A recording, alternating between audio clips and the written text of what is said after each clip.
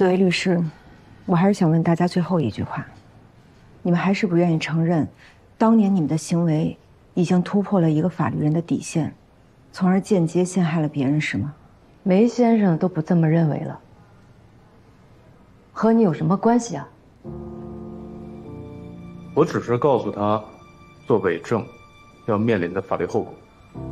如果他没有做伪证的话，那何必害怕？我只是把强奸受害人和卖淫的法律责任给他分析了一下，当然，这二者是有区别的。我可没威胁他，也没暗示他应该怎么做。至于他如何理解的，我怎么知道啊？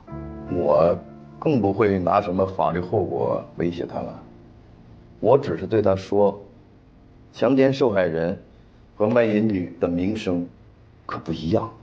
如果是卖淫，这传出去是名声，还用我说吗？哼，你们是没说什么过分的话，但是要把你们的话串在一块儿，杨翠丽就明白了。一旦他改变证言，承认是交易，即便他后来说的都是事实，也会被质疑是在做伪证，所以才在法庭上反咬一口。就是你们把梅先生和于先生给害了。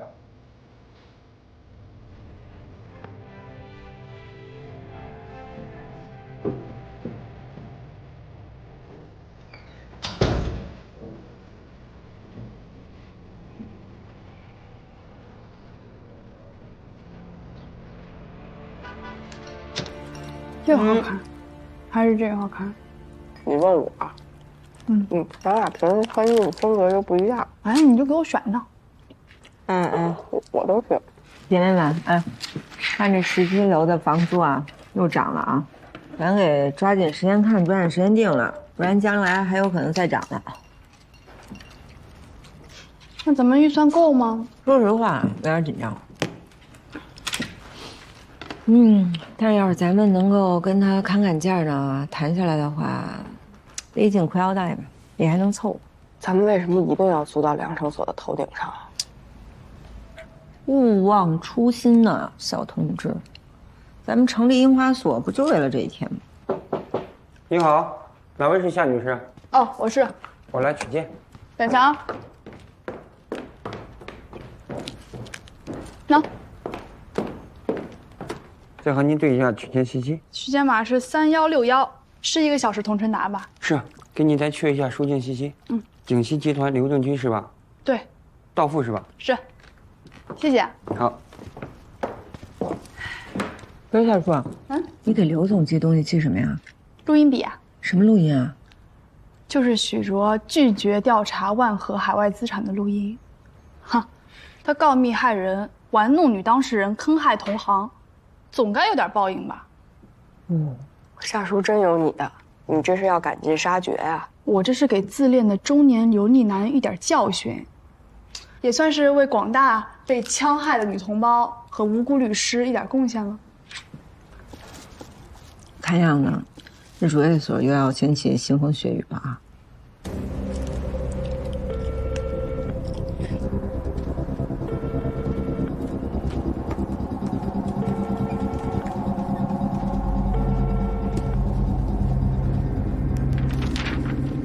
查清楚了没有？这封匿名信谁写的？刘总，我们正在查。信里提到的万和那串贵金属，的确是真的。刘总，你看，来，还有这个，您听听。徐老师，我听说那个万总的女儿是加州大学伯克利分校毕业的，我有个同学也是那儿毕业的。需不需要我找那个同学去调查一下万老板的女儿？调查他女儿，没必要吧？咱们如果查一下呢，就能更好的掌握万和的资产情况，就是得花点小钱。多少钱？也没有多少吧，总不会让卓越所破产。先不需要。徐大律师，我今天可真是双喜临门呐！你说说吧，这段录音是怎么回事啊？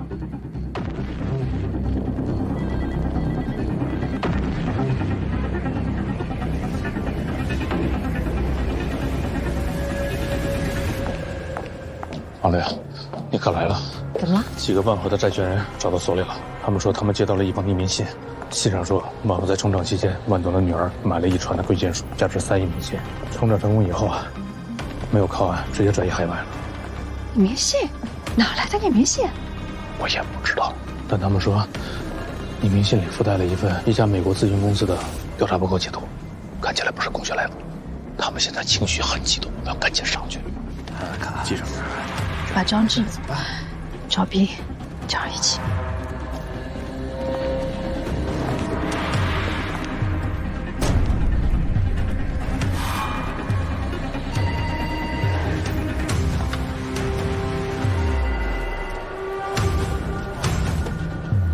这段录音和这封匿名信已经足够说明你压根儿就没有做到勤勉尽职的义务，你的工作存在着重大失误，你让我白白损失了好几个亿，你这是渎职啊，许卓！你现在只需要告诉我，这封信上说的是不是真的？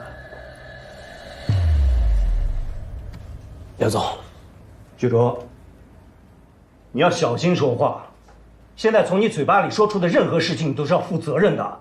我们的人可都在录着音呢。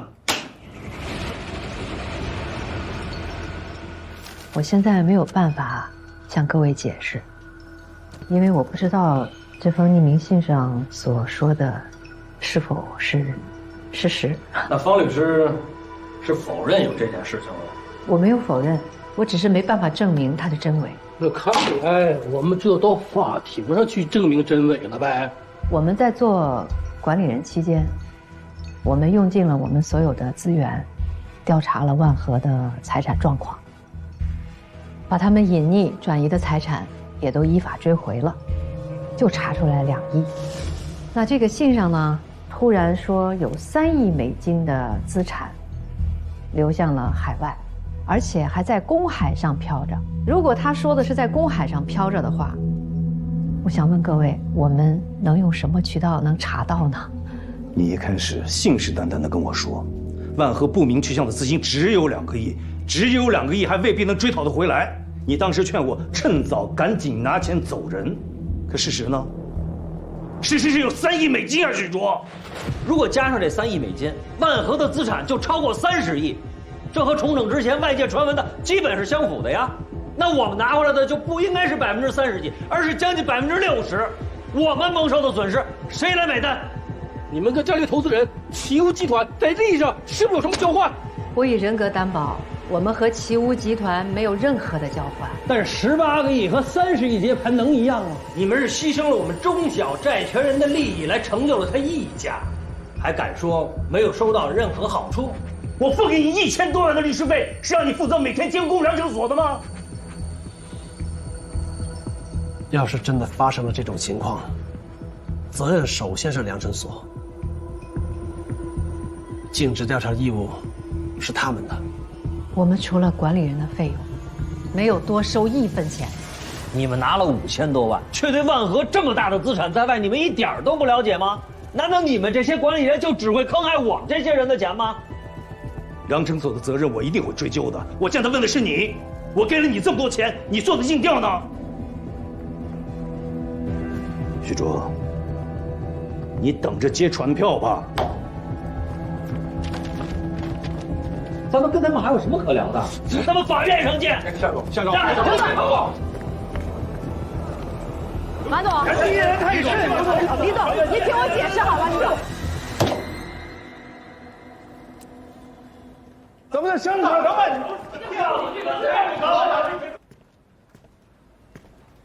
那封信是从哪儿来的？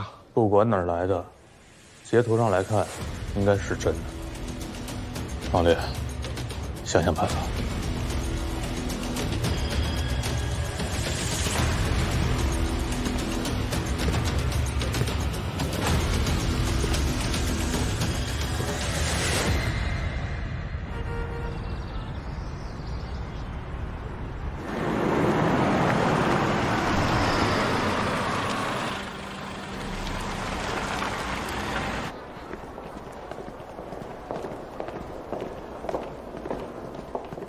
韩主任回所啊？气势挺大呀，去我们所啊？有事儿？去你们所上面那层。干什么呀？啊，我们律所搬家了，正好搬到你们上面。哎呦，学会吹牛了！上次你就说要搬，也没见你们真的搬呢。嗨，上次是踩点嘛。韩主任，这以后你们16层，我们17层，咱们就是楼上楼下的邻居了。没事多走动啊。哎。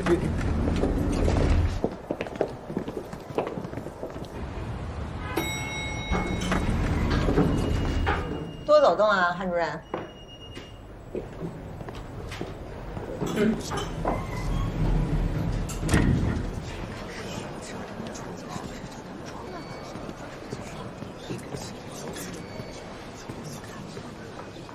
都干什么呢？聊什么天儿？没事干了是吧？都好好干活。小强，发什么愣呢？不想干了是吧？啊？韩律师，所有合伙人都在会议室，方律师，请你赶紧过去。好。小刘，把我包放办公室，都好好干活。散了吧。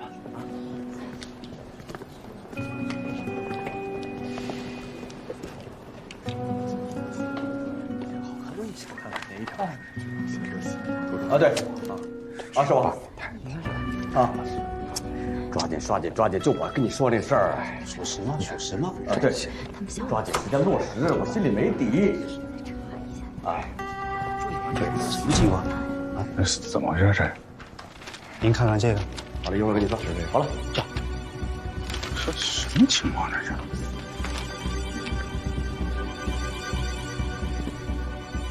各位，今天是咱们律所历史上最黑暗的一天，我们遭人陷害，有人给万和的债权人发了匿名信，匿名信上指责我们在万和的资产上没有做到尽职调查，导致有3亿美金的资产外溢。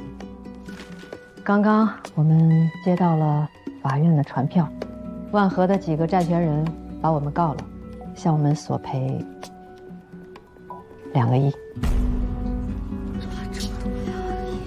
这可不是小数啊！2个亿啊！虽然目前我们还不能确定匿名信上所说的内容属实，但是我们要做好最坏的打算。2亿啊！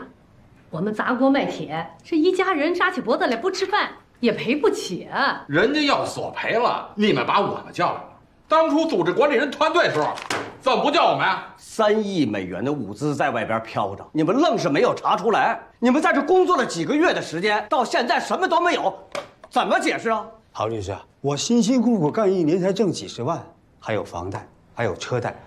我老婆刚刚给我生了第2个孩子，刚生。这不是要我们的命吗？把我们卖了也卖不出2个亿呀！方律师，方大律师，发生这么大的事儿，总得有个人负责任吧？站出来个人负责呀！谁负责？给个说法。那个我说2句哈。这个方律师，虽然合伙人对律所负有无限责任，这不假，但是万和案是你们几个人做的，是吧？这个巨额的利益我没权利分配，那巨大的风险我也不承担。对，当初我想参与管理人团队，你们都不要了，现在想让我们一起担责，门儿也没有。你说的太对了，我们不担这责任啊，不担责，没门儿！今天必须得有一个合理的解释，要不然谁也别走。夏叔，怎么样？这确实是个好地方，关键是咱们租这儿能压梁城所一头。秋花，你呢？我觉得咱们不在17楼，照样能赢他们。哎呀，可是这儿真的是我的一个理想，真想一鼓作气就把这里拿下。哎，出事儿了！怎么了？你看，梁城所被起诉了。这新闻上说，万和的几个债权人把梁城所给告了，索赔2个亿呢。还有鼎新要起诉卓越所，索赔几千万。2个亿？那他们起诉梁城所的依据是什么呀？你说呢？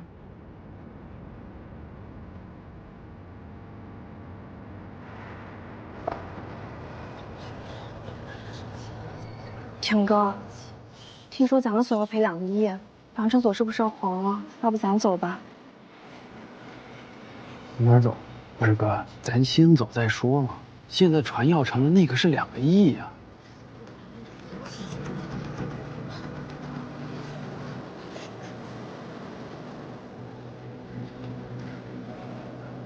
王律师，王律师，哎，王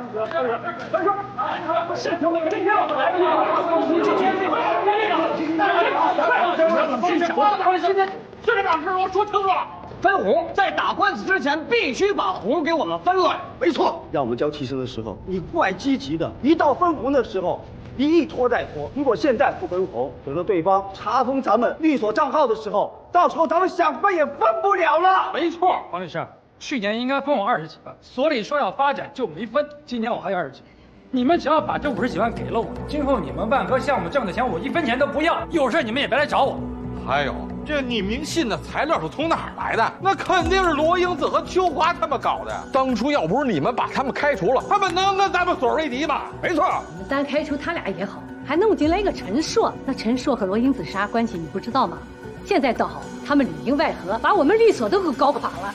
哎，曹律师，那你当初为什么要引荐陈硕过来？这引进来也就算了，他和明山打官司的时候，你非得要跟他切割，要不是因为你这么绝情，他现在能和罗英子他们联手打咱们所吗？就是陈硕是我引荐的，但是你要知道，他给我们所创造了多少价值。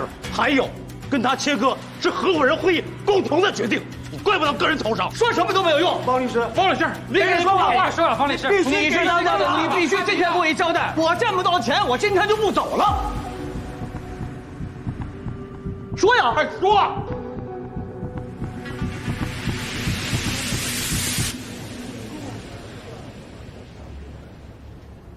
你们想让我说什么？你们想听什么？自从梅先生离开良诚所，在这接下来9年当中，良诚所遇到多少困难？哪一次你们出面了？是不是我方力宏一个人顶着？你们干了什么？现在大难临头，你们却把责任全推到我一个女人身上，你们好意思啊？这聊把事儿，别说了，这有什么关系啊？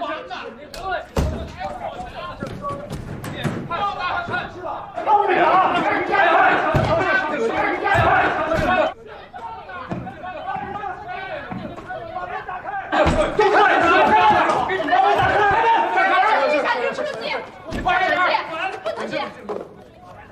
完了，良诚所完了，连她都自称女人了。曹长，你说几句。你有这么好问啊？你说。要出去吧！哎，挡道是吧？看，你把他拉上去，关你什么事？看呀，出来！没关，没把我赶到，行吗？关你什么事？快点！不能进！出来！你他要动手！梅先生，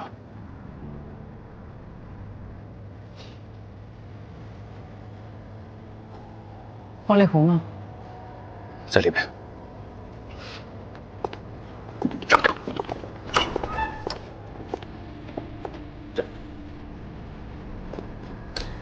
老师，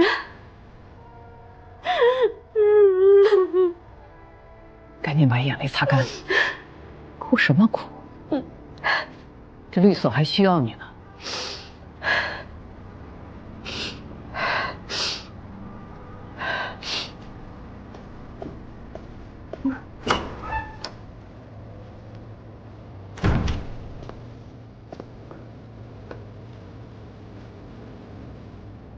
我是良诚所的创始人，也是督导合伙人。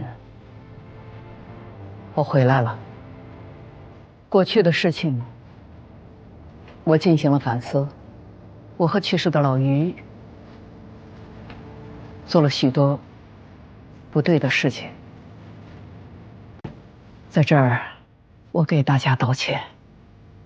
别这样，梅先生。现在，良诚所遇到了灭顶之灾，但是，良诚所不能垮，良诚所必须要活下去，因为我们所有的合伙人对律所都负有无限的责任，一个都逃不掉。可梅先生，他们要咱们索赔的那可是2个亿呢，这不是什么小数字。大难临头，逃也逃不掉，抱怨没有用，我们就全力以赴的应对这次诉讼吧。只要对方手中的证据是真实的，我们就要承担相应的责任。我们尽可能的把损失赔偿降到最低。也许我们会把梁成所所有的家当都赔光，也许我们每个人的资产都要用来赔偿。但这有什么关系啊？只要梁成所还在，一切都有希望。熬下去，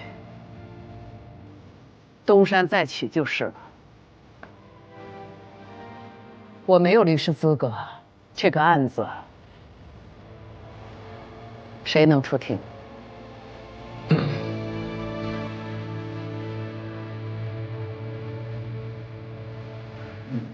要不然我来。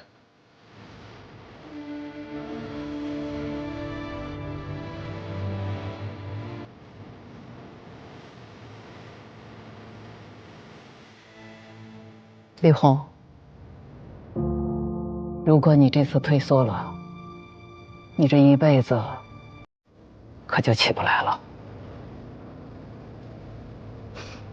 你确定你不来吗？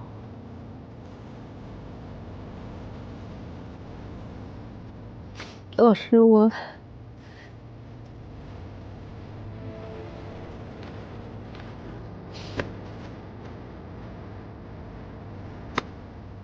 我希望你能来跳脱，你背后还有我。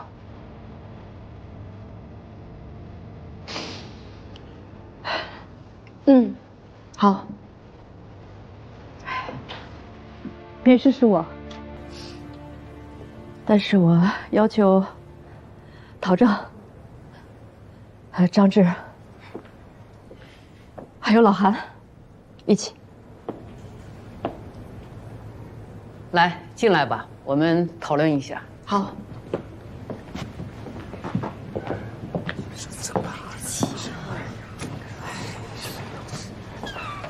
事儿，不是他那个，各位，听我说，梅先生既然来了，那我们就等他们商量出结果以后再说，好吧？梁成所还没散呢。不是，看起来需要起诉。当然，全部信息还需要他们递交到法院之后，我们才能看到。消息从哪儿来的？肯定是罗英子跟秋华，他们俩参加了卓越所的律师团队，对万和案十分的了解。再说那个夏叔在美国也有关系，难怪他们刚才耀武扬威的来看房，还专门看17层，这不想踩在咱们头顶上吗？罗英子，她在17层啊。我也是刚刚知道，她要搬17层吗？我刚刚碰见他们了。老师，罗英子可是您的关门弟子，她对我们下手可真狠啊！我们为什么这个时候来看房呀？真是太寸了。走吧，同志们。我就不跟你们一起走了，我约了郝磊。哟。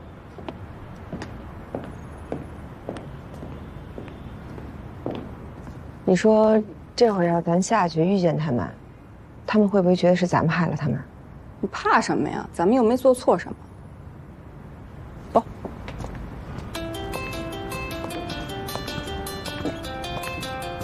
哎，梅先生。喂，梅先生。英子，你在17层？啊，对，我们来这儿看房来了，正准备要走。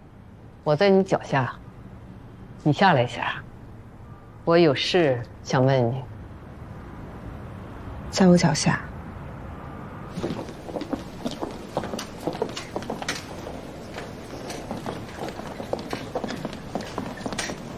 赵律、杨律，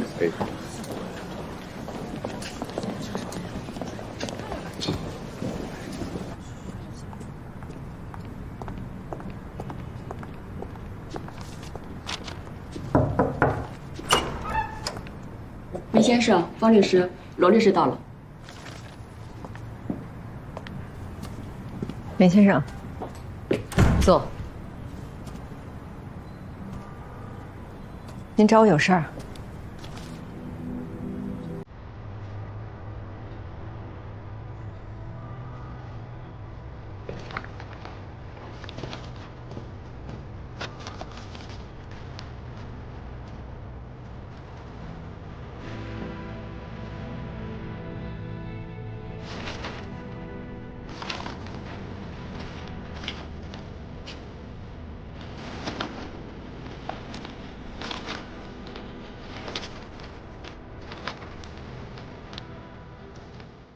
您给我看这个，怀疑是我发的？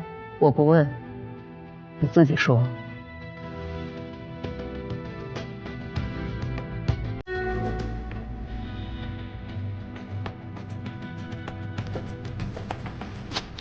您不问，我也不答。这封信上面写的是真的，我知道。不管是不是我发的，量生所在万和资产调查这件事情上，确实存在着工作瑕疵。今天如果被追究，那也是咎由自取。至于是不是我发的，就看各位的判断。还有别的事吗？没了。谢谢。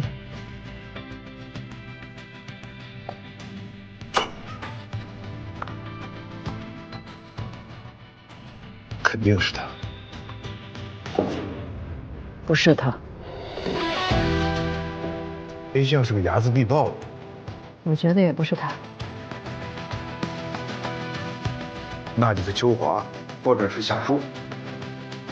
不要猜，他说的对的。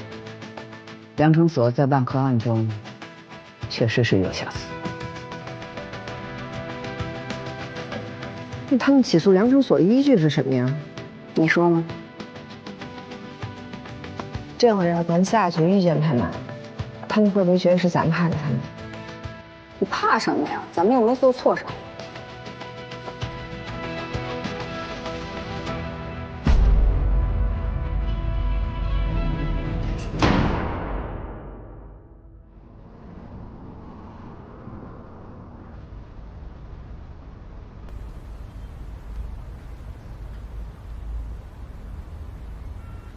我回来啦，回来了，老姐。鼎新要起诉许卓的事儿是彻底传开了，连郝磊都知道了。哎，你说这许卓要真赔上几千万，法院不会连底裤都不给他留吧？你的录音功不可没。我的录音充其量也就是能证明许卓未尽勤勉忠实义务。还得是那封匿名信，横扫了卓越所，团灭了量成所，还是邱建牛啊？你也觉得是他发的？那不然呢？罗姐，你别多想，那许卓比我们可狠多了。你看他那样，不解气吗？可是，万和的许多债权人都接到了那封信，量成所也被债权人给告了，索赔2个亿呢。我回来啦。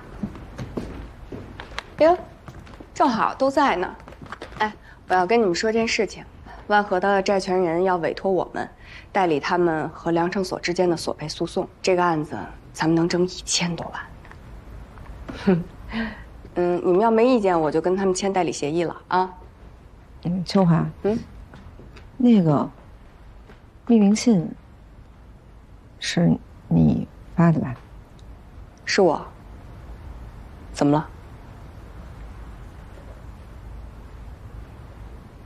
我只是把事实告诉受到蒙骗的债权人，我做的不对吗？没什么不对，我就是觉得，要不这个案子咱们就不参与其中了吧，好不好？为什么不参与啊？放着钱不挣啊？我也觉得有点别扭。不是，什么意思啊？你们又站在道德的制高点上了。他们当初把咱们开除，他们内心有过不安吗？他们作为管理人，挣了大钱，却没有对破产财产进行尽职的调查，是他们做错了，跟我们有什么关系啊？一方失职，另外一方要提起诉讼，我们代理其中一方，这有什么问题吗？没什么问题，我就是觉得我出卖人了，是吗？我没觉得我哪儿做的不对啊。因此，咱们当初在许卓那儿工作了几个月，就因为你一句话，我们1分钱都没要就退出了。为什么呀？凭什么呀？我实话告诉你，我当时就想到了有今天，我才会同意放弃我们获得报酬的权利的。现在我们终于能够得到一个大案子了，你们跟我说要放弃？没有，我也没那个意思。那你是什么意思啊？我也不知道，没想清楚吧。要不然秋华，你要是想代理你就代理，我真的不知道。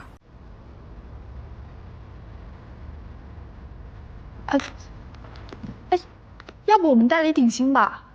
刘总对我们那么熟悉，我们现在提出要代理，他肯定会同意的。夏叔，你别说胡话了，行吗？你明明知道我们参与过卓越所的管理团队，我们要是代理鼎新的话，那许卓不是一下就抓到咱们把柄了吗？是，代理鼎新也不合适。不是，你们到底是什么意思嘛？就因为对方是良成所，就又触动你们的恻隐之心了，是吗？就显得我心狠手辣、手段卑劣呗？这不就是一个平常的业务吗？到底哪儿不对了？你们告诉我。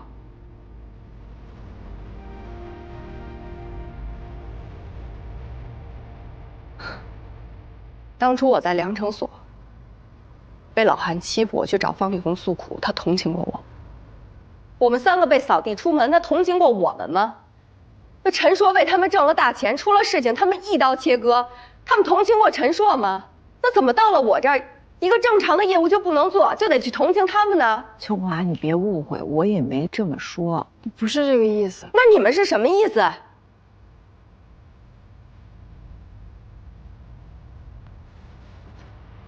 行，你们都比我高尚，都比我有同情心。你们都是有钱人，放着钱不挣，显得你们有气节。我不行，我穷，我得挣。你们要是不同意咱们所接，那我就去找别的所跟我一起代理了，行吧？那行，我同意。你觉得呢，夏叔？秋姐，你这是要和我们分裂吗？我没这么说。那我就同意。咱们3个说好的，永远不分开。我们是一个团队。行，那我就去找别的所跟我一起代理了。我相信任何一个所都会求之不得。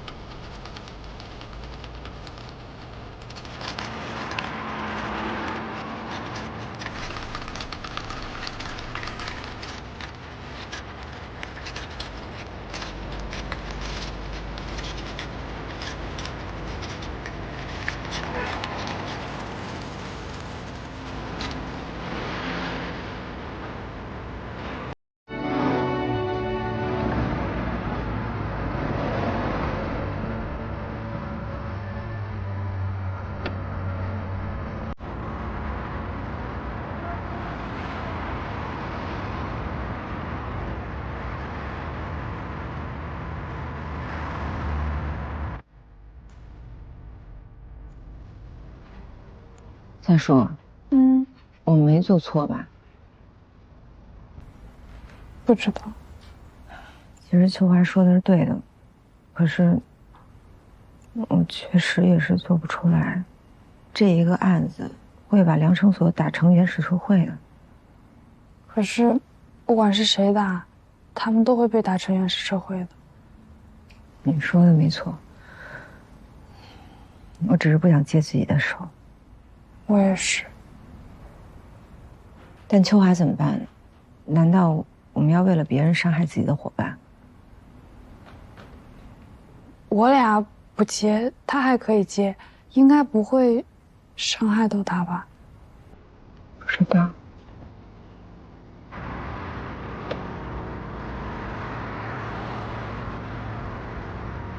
如果真因为这件事情伤害了秋花，或者说伤害咱们3个人之间的关系，那才是不值得。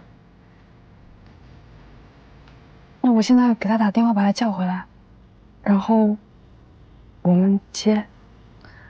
哎呀，他怎么感觉怎么着都不对呢？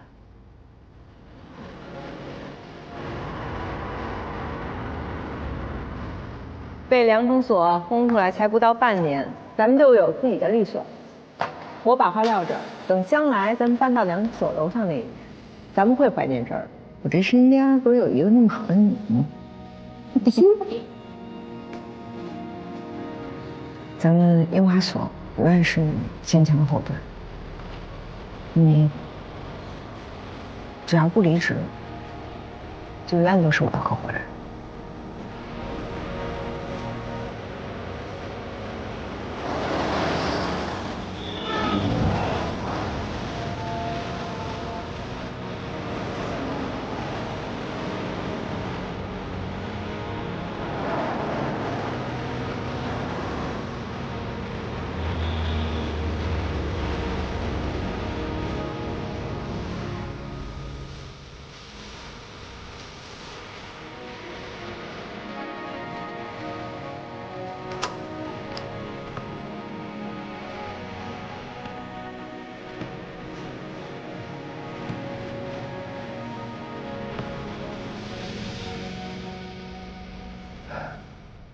我不能因为钱放弃大家。这次我走出去，我们3个一定会分裂。对不起，秋华，真的对不起，是我不好，但我也确实不知道该怎么办了。对不起，秋姐，咱们这次就不沾手了。你放心，以后一定会有别的机会的。可你们知道挣钱对我来说有多重要？我知道，我当然知道。我也知道，秋姐，我也尝过没钱的滋味。谢谢你。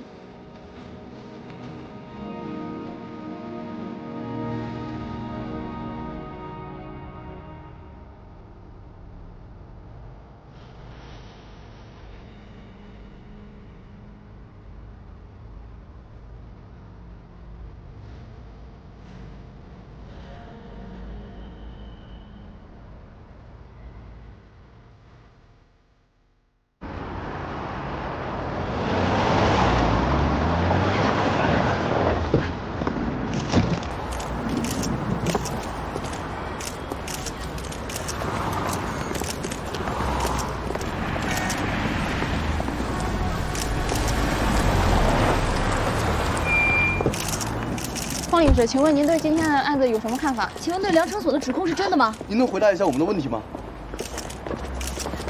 走吧。方律师，方律师，您回答一下我们的问题，请您跟我们说一下吧。您说一下。不好意思，方律师，说一下吧，方律师。感谢各家媒体，我们现在要去开庭，有消息会第一时间通知大家。雷先生，方律师，方律师，方律师，麻烦您说2句吧。我们来旁听，希望量程所能度过这次难关。你们带着祝福来，我们欢迎。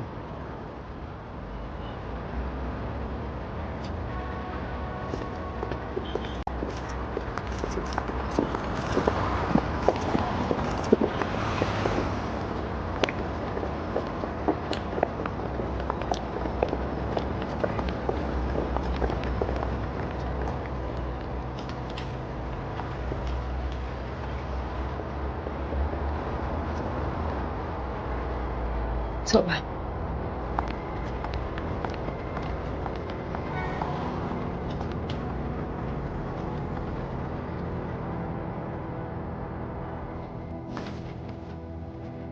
对啊，没问题。啊，今天用咱铜钱砸死。好。代理手续交一下。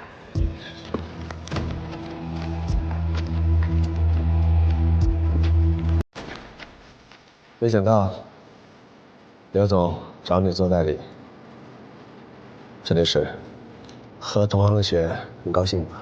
只能问你自己啊，这个你最擅长了。好，一会儿对题的时候别客气。肯定不客气，客气的话对不起你之前对我做的那些事儿。可以了。嗯。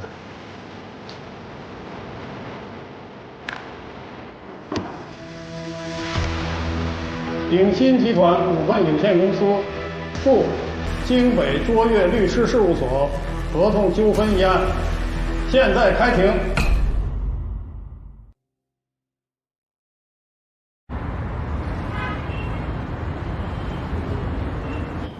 谢谢。哎，您也看出来了，我家的情况呢比较特殊，这次的事儿呢也麻烦您多费心了。徐总，您完全可以放心，我们之前也做过一些家族财富传承以及企业家风险隔离的业务，我们会根据您和企业的具体情况，为您量身定制一套法律方案的。行，那总之一切拜托您了。再见啊！哎，您怎么走？我送送您吧。哦，不用不用，这个地方比较偏，我已经叫车了。行，那咱回头约。好，谢谢您，下次见。哎，再见。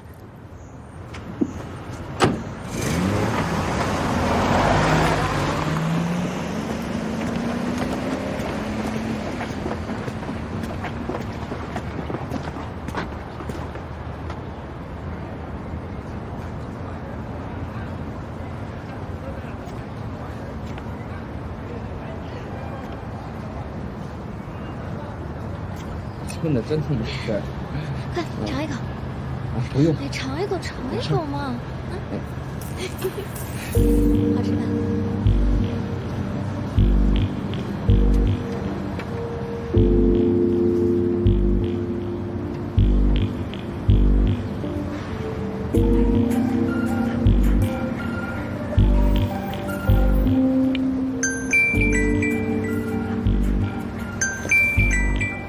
接个电话。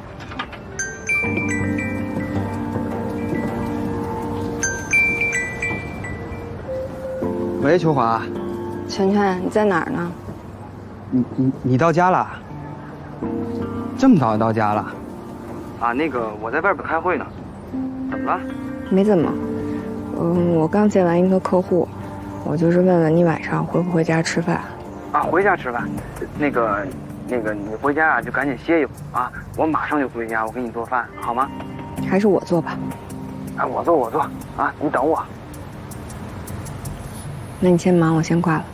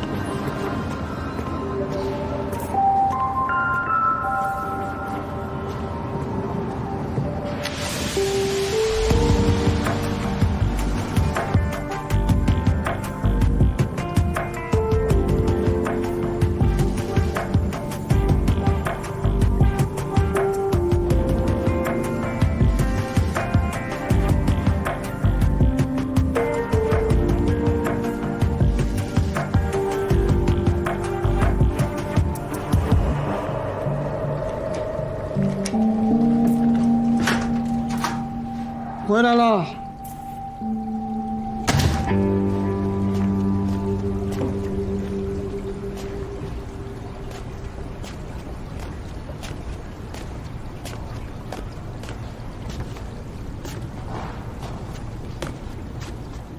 你不开灯啊？怎么了？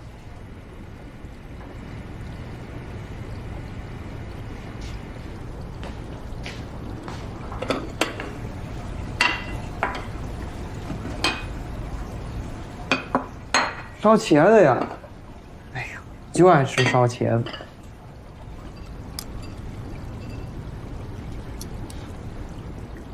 你们出厂今天怎么没留你在外面应酬？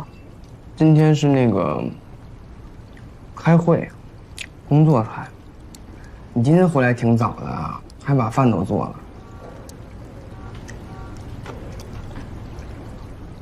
我今天看见你了。嗯？在哪儿啊？你在吃冰淇淋。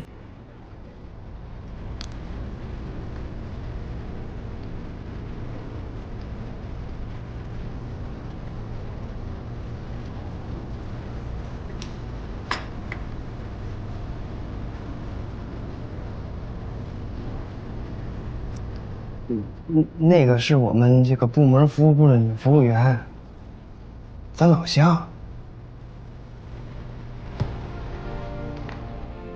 他爸就是我爸的手下，后来他来京北了，找不着工作，他爸就托我爸找我，然后我就给他弄到单位，是个合同工。不用解释，按照你觉得对的去做就好。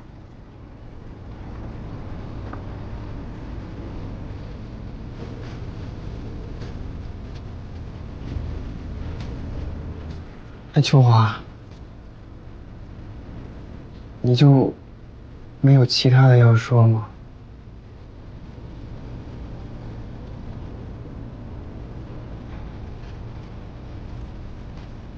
你想听什么呀？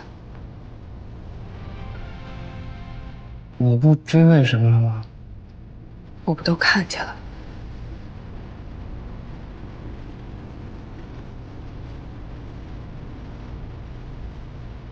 其实咱们俩走到今天，我是有责任的。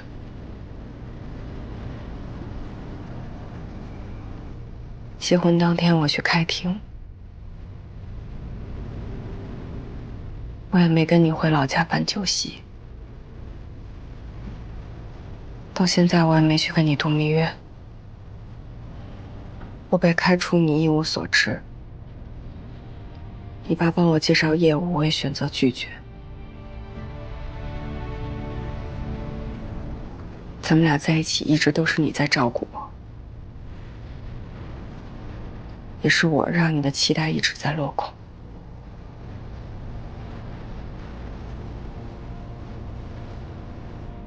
都是我的问题。我就是想和你好好过日子，以后生了孩子，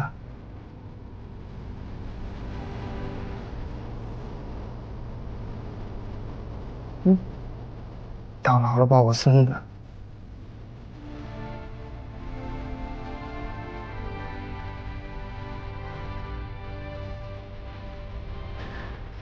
可是我发现，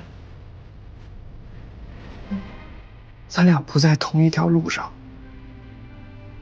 我跟不上你，你也停不下来。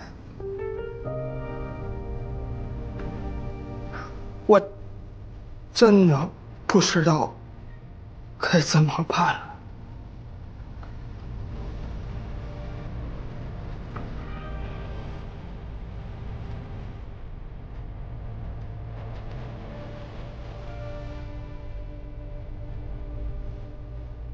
这件事情到此为止吧，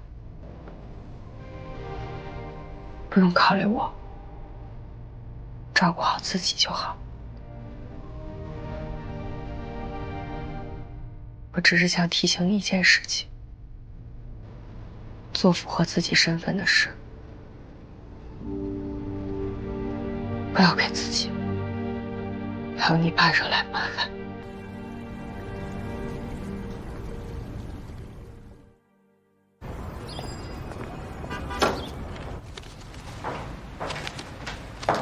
好，走。哎，英子，哎，你有一个快递在桌上，还挺沉的，也看不清楚寄件人是谁。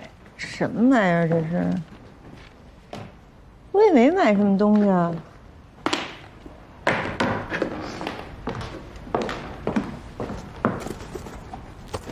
还挺大个儿，你过来帮我个忙，把那抽一下。好。哇，哎呀，呵，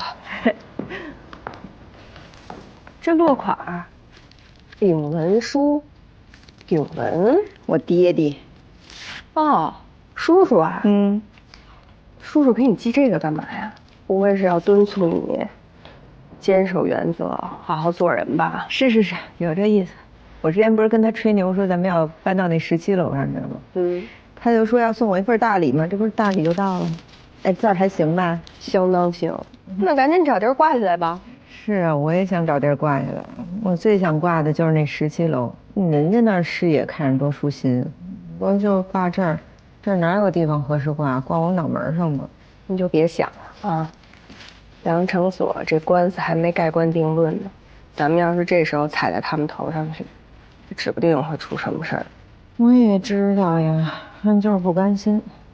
其实说实在的啊，咱要是真能租到那17楼，我跟你说，就那地段，这客户肯定比现在的多。那17楼啊，就是我心目中的摇钱树。咱们所现在有摇钱树哪儿呢？你告诉我哪儿有树啊？这除了这些小破绿植以外，哪儿有树？夏书啊，夏书就是咱们所的摇钱树。你看看人家夏书，给咱们所挣了多少钱了？那都是人家夏书的业绩。你再看咱俩，还大股东呢。现在这小破所就靠人家夏书撑着呢。那话怎么说来着？要给年轻人机会。人家夏书来活了，来活了！你看，年轻人来了。什么活啊？咱们所有新案子了。新案子啊？啊，那在这儿呢，你们先看看。我太渴了，我去喝点水。快多喝点啊，别给咱们摇钱树给渴着。这是什么案子呀？这是张兰姐介绍的。她有一闺蜜叫李媛，这闺蜜呢要跟她婆婆争夺丈夫的监护权。儿媳妇儿要跟婆婆争人家儿子的监护权。行。那约了吗？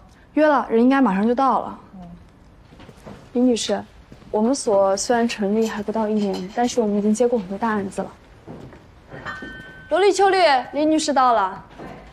啊，这2位是我们所的创始合伙人，这个是罗丽，这个是秋绿。您好，你们好。哎，李女士，你们坐吧。您的这个情况呢，张安姐跟我说了个大概。但是详细情况还麻烦您跟我们介绍一下。谢谢。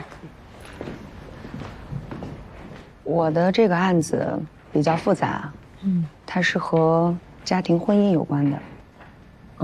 李女士，您也看到了，我们律所的律师呢也都是女性，所以您说什么我们也都会理解的。您可以放心的讲，我们也会对您的隐私做保护。如果您还有什么顾虑的话，那我们也可以不做笔录。谢谢啊。我老公叫袁刚，他在一次潜水中发生意外了，现在脑死亡了。我们俩从认识到谈恋爱，再到结婚，感情一直挺好的。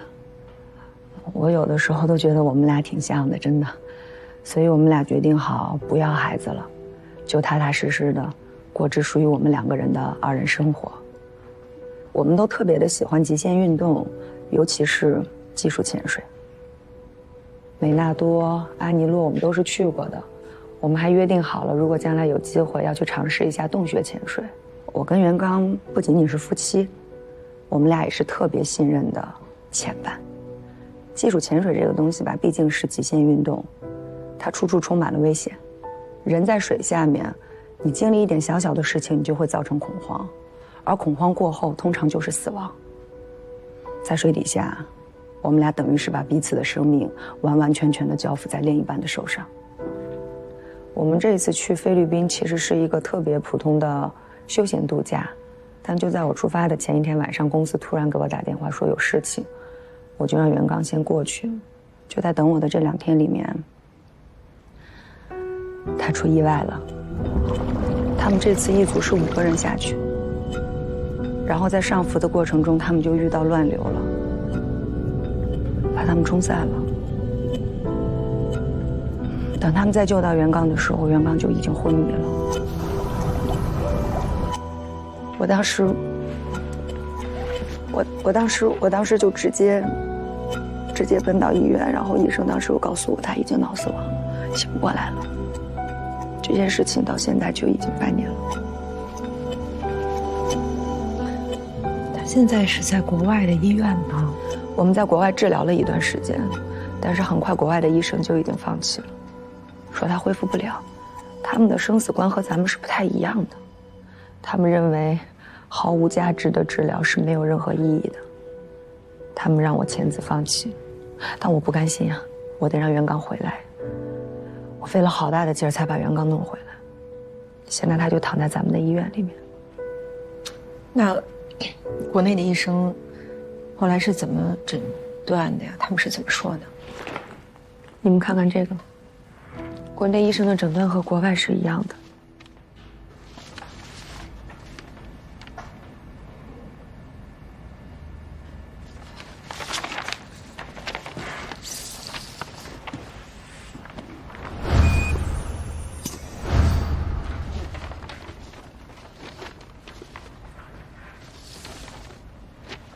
李女士，您来是想……我被袁刚的母亲告了，她想争夺袁刚的监护权。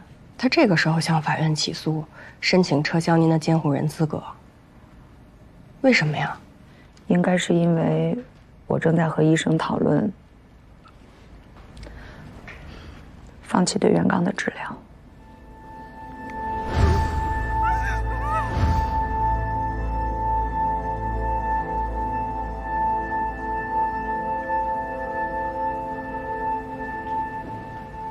他醒不过来了，他现在就是靠着呼吸机维持，让他的躯体还能活在这个世界上。我们俩谈恋爱5年，结婚7年，12年了。我太知道了，真的，我太知道这不是他想要的，他不想以这样的方式活在这个世界上。医生现在建议让我放弃。我同意了，但是我婆婆不同意，所以她这时候起诉我，希望夺回袁刚的监护权。她希望袁刚就像现在这样活在这个世界上。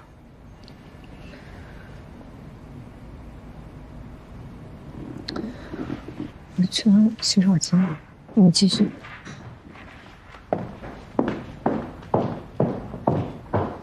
罗律师他们啊，没事没事。那个罗律师他们家之前也出现过您丈夫类似这种情况，所以他可能就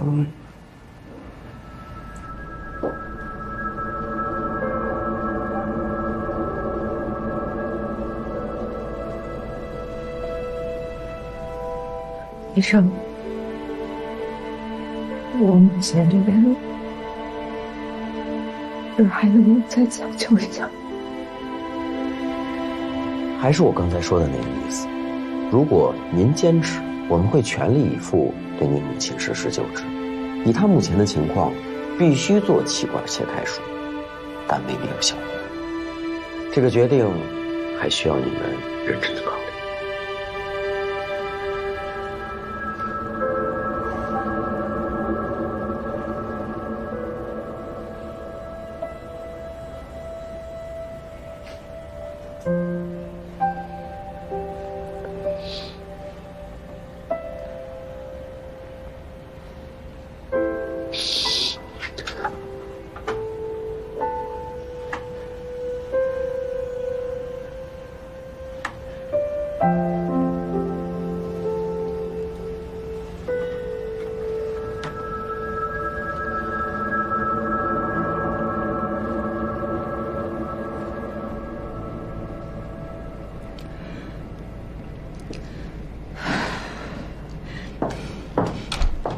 我爱他，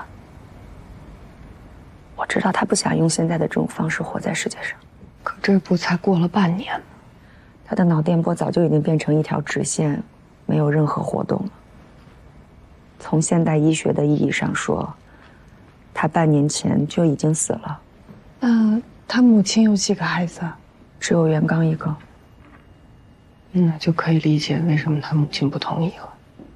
其实我也是理解我婆婆这样做的。袁刚他爸爸走得早，现在袁刚也要走了，我其实是完全可以理解他即将失去儿子的这种心情的。但是无论怎么样，我都不可能让袁刚再这样活下去。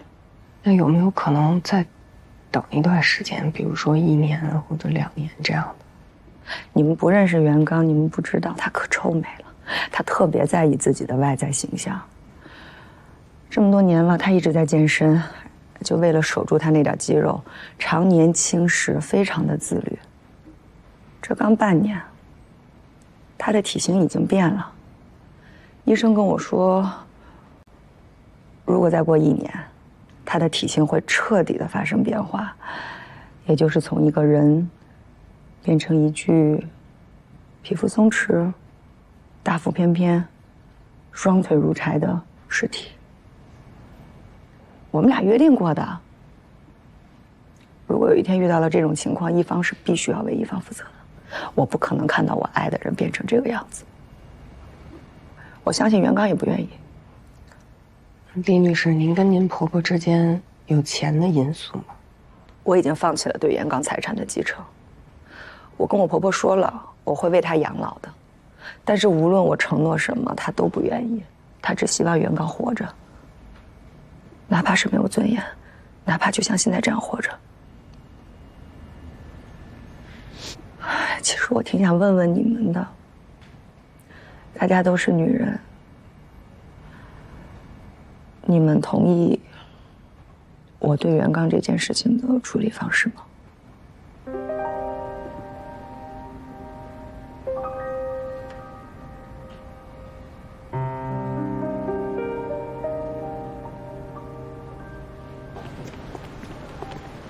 李女士，这个协议您回去仔细看看，如果没问题的话，就签上字儿，然后给我们寄过来一份就行。好，不用送了啊，再见。李女士走啦。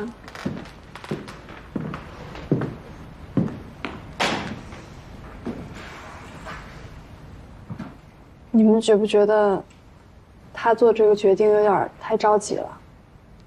毕竟袁刚倒下才半年。其实经历过这样类似事情的人，都能够理解吧。送最爱的人上路，活着的人是负担最重的。他到底是不是真的爱袁刚？我相信是爱的。但是退一万步讲呢，其实这件事儿和爱不爱袁刚已经没有什么关系了。毕竟袁刚已经呈脑死亡的状态。其实我觉得对他来说最好的选择就是送他走，这样不管是对他身边的人，还是对他自己，都好。哟，这都要4点了啊！今天有点沉重，早下班吧，各回各家。正好，我有个约会呢。其实说的就跟谁没有约会一样。我没有。哦。那我今天也带不了你了。陈硕约我吃饭。你们都去约会吧，我加班。走啦。陈先生，您终于来了。来了，丽萨。哎，里边请。哎。哦，丽萨，看来你是熟客啊，人都认识你。我们不熟吗？你都不知道，在这给你留位留了多少次，最后都变我一个人。光交定金交了快5000块钱了。你跟我提钱干嘛呀？等我给你报销啊？没门儿。不需要。哇，怎么样？很好看哎。多开阔。哎，陈先生，菜单。好的，给女士1份。哎，好，谢谢。把握好机会啊，今天可以大宰我一顿。行啊，高级菜谱，这是花了心思的哈。点什么好呢？2份雪燕，2份小米辽参。好的。哎，不是，我逗他玩呢。这些都不要。那个，您这有什么家常菜吗？哦，对不起，小姐，家常菜没有。他也逗你呢。没有。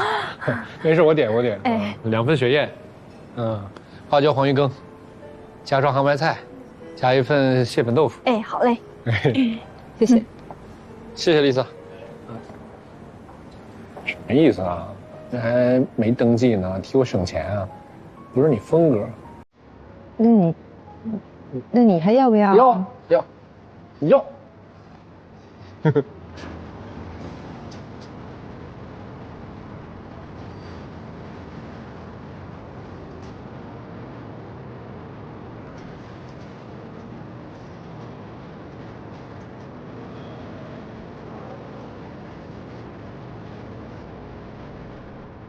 为什么呀？我哪知道为什么呀？就喝杯酒。为咱们撞车2周年，为我遇到了你，为我们未来美好的生活。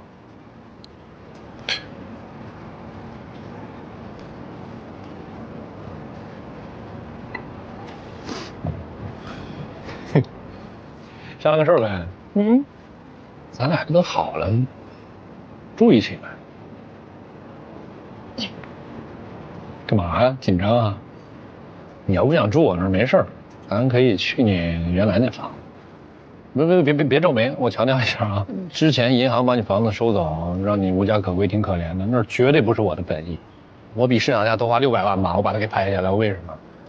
为的就想你有个家，为了把这房子还给你，看懂吗？行啊，那我之后就住进那房子里面，然后每天我眼前就都是刘明的幻影，咱们3个人幸福的住在一起。傻不傻？你想提他干嘛呀？你我之前跟你说过了，不要再跟我提那房子，我是永远都不会踏进那房子半步的。陈硕，你是不是真傻呀？你就不会把那房子再卖了，再重新买套新的？写你名呗。那我是真感动了。那行，卖了的给你买一个。不过你刚才说那话吧，老薛也说过。什么话？这仨人生活在一个熟悉的空间里边，我跟某一个男人抬头不见低头见，哎。你看人老薛说话多体贴多到位，你跟人老同志学一学，好吧？行，可以。哎，我去趟洗手间啊。看来这地儿啊，你是真熟。咱俩这叫默契啊。哎，反正我不认识 Lisa。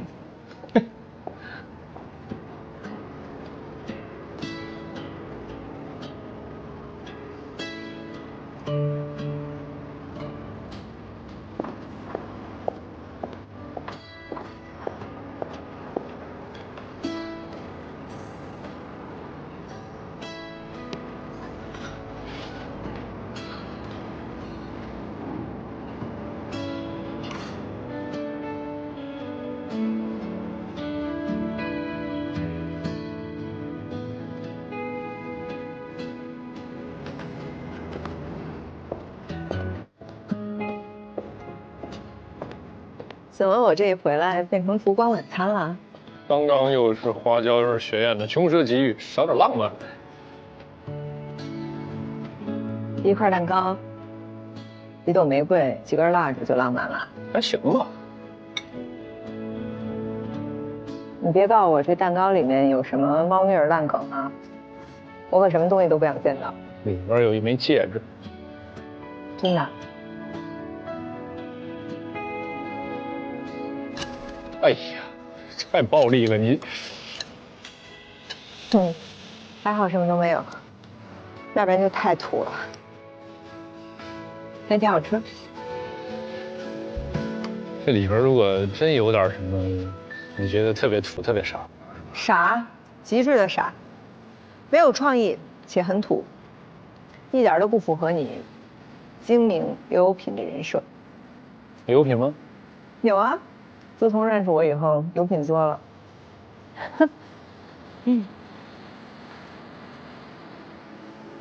哎呀，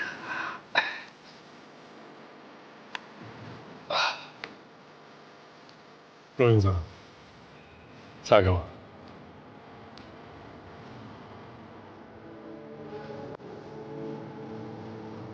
你要是真的？真的，很认真。遇到你之前呢，我没想过要结婚，我觉得一个人挺好的，就这么一辈子，不去太爱谁，谁也别太爱我。遇到你之后呢，我想法改变了，我就想跟你生活在一起，我想跟你结婚，我想娶你，让你做我老婆，我做你老公以后。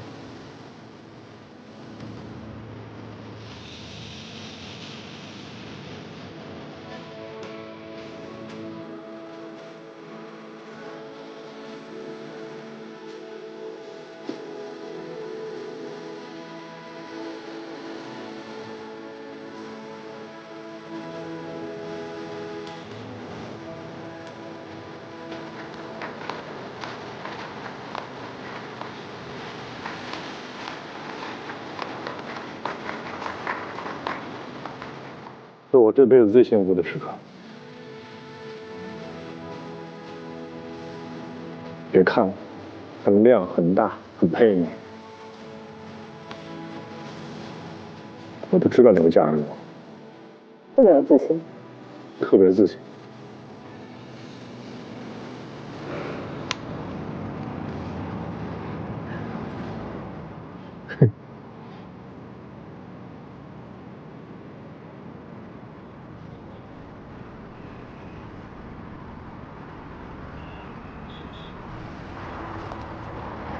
喜欢吗？给你配吧。那当然了，你送的能不配吗？哎，你帮着顶新打许卓那事儿怎么样了？许卓这人是不是特别不好对付？是不好对付，但得看谁对付他呀。放心吧，我让他蹦跶不了几。那聊聊你的律所吧，这也开业了，也不让我去看看，搞得神神秘秘的。说吧，招了几个前台呀？我先告诉你啊，比我岁数小的一律不许要，啊。还有，在创业领域当中，我也属于你的前辈。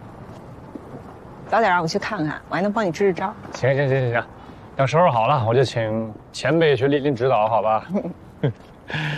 我这一段都累死了，代理着明山，还得跟明海谈判，手头上还有其他很多业务也要处理，宝薛也帮不上忙，天就在那儿说。什么岁数大了，如果让他多干活的话，那不成欺负前辈了？还有这方瑞，温室里的花朵，世家子弟，指不上的什么，大事小情全靠我，这辈子都没操这么多心，太不容易了。哎，但我反过来想，你说我们这铜钱所一开就这么多案源，开门红是不是？不是，等会儿，你们律所叫什么名字？铜钱啊，相同的铜，乾坤的乾。同一片天空，同一个信念，这怎么那么不像你说出来的话呢？你这个人有信念吗？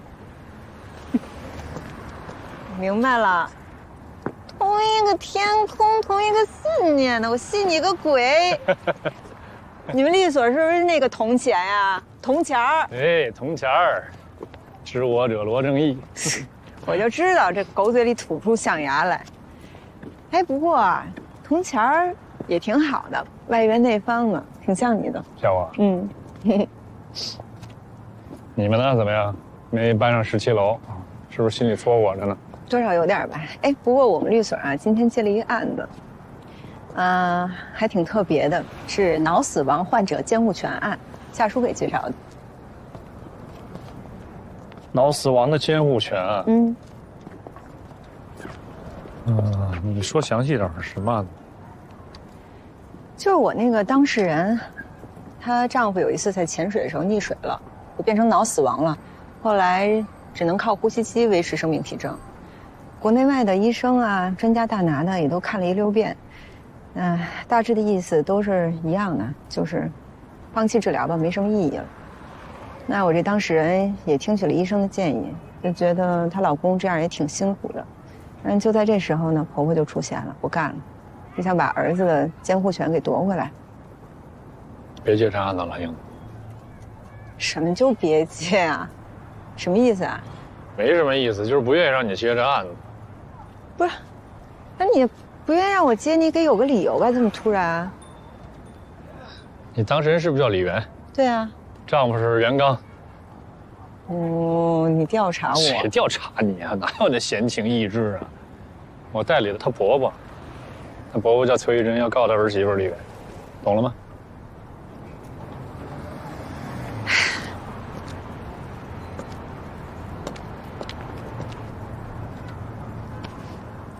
所以呢？所以就别接了嘛。咱们俩在法庭上打对头也不是1、2次了，那以后在这条路上还经常见面呢。难道结个婚咱们就不能打对头了？以后见面都给躲着走？你要是这么不专业的话，那谈个恋爱结个婚就给这样，那你这戒指你还是收回去吧，我真不敢收。不，哎呀，我不是不专业，咱别的案子可以打对头，但是这个案子呢，特殊，不合适咱俩打对头。那陈先生，我问问你，你觉得咱俩打什么样的案子合适啊？不互相伤害的案子就合适。不是，陈硕，我觉得你这一点都没有说服力。要不然这样吧，你要是真觉得这事儿能够伤害到咱俩的话，你就去找你的当事人去说去。你说我老婆这边不太同意，咱们俩解除委托代理协议吧。不行，这样的我必须代理。那你太搞笑了，那这案子我也必须代理不可。除非你跟我说说什么原因，让我考虑考虑。不然我怎么退呀？哎呀，你怎么就偏得知道原因呢？不是你宁可接这案子伤害咱们感情，也得接，是不是吧？是这意思吗？开始情感绑架我了，道德绑架我 ，PUA 我了是吧？哎，咱俩情感就这么脆弱呀？接个案子就给崩了是吗？不是，你当我求你行不行？咱不接了。今天这我刚求完婚，这么开心，你为了我，好不好？不接了。陈硕，我也跟你说了。如果你真的不想让我接，你必须要告诉我原因，不然这案子我还真就给接了。老薛呀，特别讨厌，就说咱俩是属刺猬的，互相靠近的话就互相扎、互相戳，就伤害对方。不是老薛管别人家事儿干嘛呀？他一玩归的，你听他的呢。行吧，接，啊，接。那带壳的哪儿等带刺儿的呀？你以后别瞎听他的啊。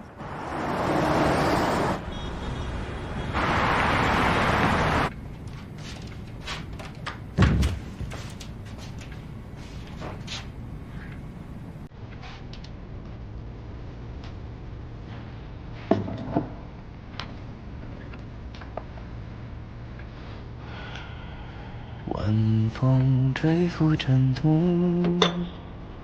模糊通往破晓的路。站台那场列车，往来又停住。树叶融了又枯，他却从未曾止步。年轮的刻度，无声岁月的记录。还想回我们要回的东西。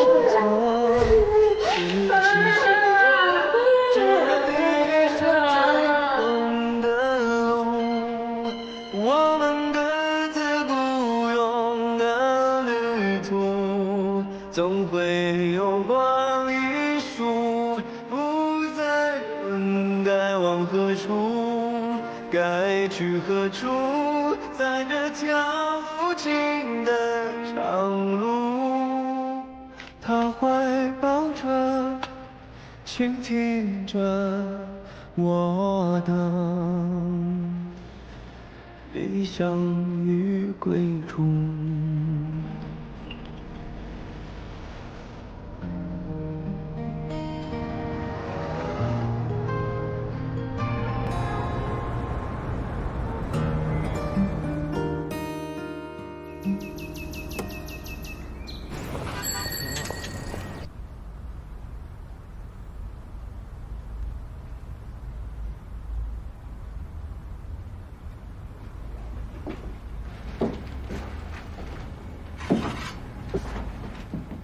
怎么了？这是？这干嘛呢？愣了半天神了，这魂不守舍的，怎么了？跟陈硕吵架啦？该求婚了。哟，好事儿啊！你答应了吗？答应了。那怎么还不高兴啊？你说多巧！李媛那案子，陈硕跟我打对头啊？你是说？他代理袁刚的母亲，但你说代理就代理吧，对吧？不是，那你为什么不让我代理李媛呢？就很奇怪呀。我问他为什么，他也不说。这婚还没结呢，就开始干涉我了。你说我这婚还怎么结啊？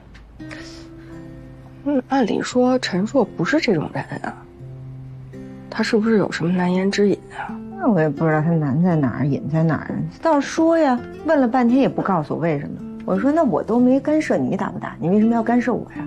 那以后我是不是每代理一个案子，他要不认同，我就不能接呀？那我这工作还怎么做呀？你们俩能走到今天也不容易，别到时候因为工作上的这些事情闹得不愉快，这不值得呀。那你说我怎么着？那我就答应他，我不接。那也不是我呀，我凭什么不接？木子，咱们抛开陈硕不说，我就想问问你，为什么一定要接这个案子呢？是不是因为阿姨呀？有一定的因素吧，但是不是全部啊。因为当时医生是跟我爸和我说，让我们去做决定，是否要终止我妈妈的治疗。但是到了最后呢，做这个决定的人是我爸，是他签的字，所以我总是因为这件事儿心里过不去。我觉得啊，你可能是太把感情带入到这个案子里面了。确实是有感情的因素，但是这就是另外一半了，对吧？就我说的，那我是不是一个职业律师？那我再怎么是因为自己的一些因素，我也不会太感情用事去接这个案子的。算了，不说。说实在的啊，不提陈硕，我觉得李媛处理这件事情的方法，我也不太认同。那不管怎么说，人才躺了半年，就要放弃治疗，就要送他走。那如果他就是醒不过来呢？